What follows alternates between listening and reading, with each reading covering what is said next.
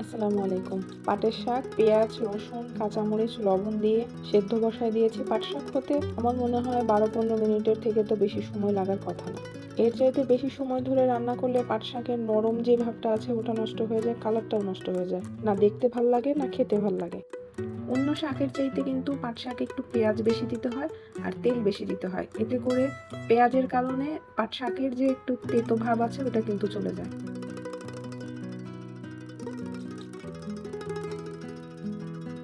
এর চাইতে আর বেশি ভাজা যাবে না। ব্যাস, রান্না কিন্তু শেষ।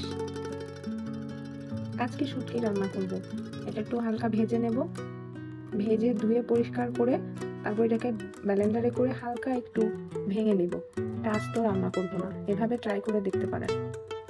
পেঁয়াজ, রসুন, শুকনো মরিচ প্রথমে ভেজে নিতে হবে। একে একে সব মশলা দিয়ে দিতে হবে। আমি শুটকি রান্নার সময় আদা রসুন থেকে শুরু করে ধনে জিরা সব মশলাই দিয়ে থাকি। এটা এভাবে রান্না করে দেখবেন।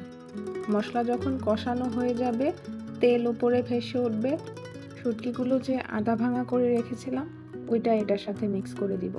তারপরে ভালোভাবে কষিয়ে নিতে হবে। এটা ভাজা ভাজা করে ফেলতে হবে মশলার সাথে।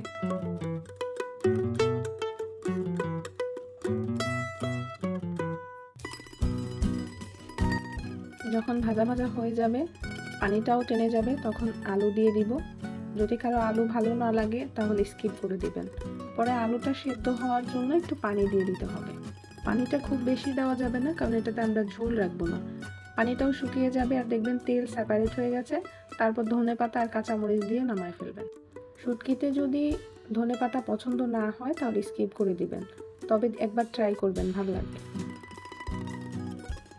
বাঁধাকপি ভাজি করব, তো এটা আমি একটু অন্যরকম ভাবে করছি। এটা প্রথম থেকে সিদ্ধ করে নিতে হবে না, এটা এইভাবে বসায় দিবেন। একটু গরম মশলা দিয়েছি, এলাচ আর দারচিনি।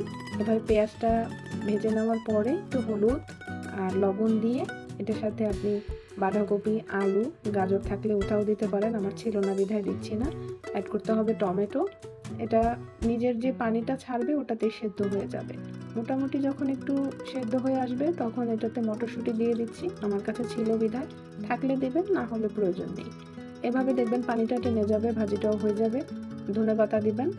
আর আমার পছন্দ এই মরিচগুলো এজন্য দিলাম। আপনাদের দিতে হবে এমন কোনো কথা নেই, তবে একটু ভাজা ভাজা হলেই কিন্তু হয়ে যাবে।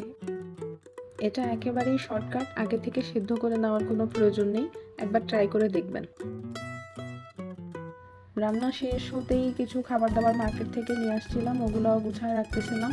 চেষ্টা করতেছিলাম কাজকর্ম কিছুটা শেষ করে ফেলতে, কেনাকাটাও কিছুটা শেষ করে ফেলতে, কারণ কাল থেকে রোজা রাখা স্টার্ট করে দিব। যারা রোজা রাখতে চান শুরু থেকে শেষ পর্যন্ত মুহররমের, তারা কাল থেকে রোজা রাখা স্টার্ট করে দিবেন। চাচ্ছিলাম যেন এই 10 দিন অন্ততপক্ষে মার্কেটে যেতে না হয়, তবে ওরকমটা হলো না। ফ্রুটসও ভালো পেলাম না। গাজর প্রয়োজন ছিল, 2টা গাজর নিয়ে চলে এসেছি। সবজিও ভালো পাইনি, আর মাংসও পেলাম না, একটা বক্স নিয়ে চলে এসেছি। তো এটার জন্য আবার অন্য মার্কেটে যেতে হবে, মুরগির জন্যও যেতে হবে। মাছ আর সবজির জন্য দেশি ভাইয়ার একটা দোকান আছে, ওনাকে ফোন দিলে উনি দিয়ে যাবেন। আজকের মধ্যেই সবকিছু শেষ করে ফেলবো, কারণ এই 10 দিন টানা রোজা রাখতে হবে, বাইরে বের হব না।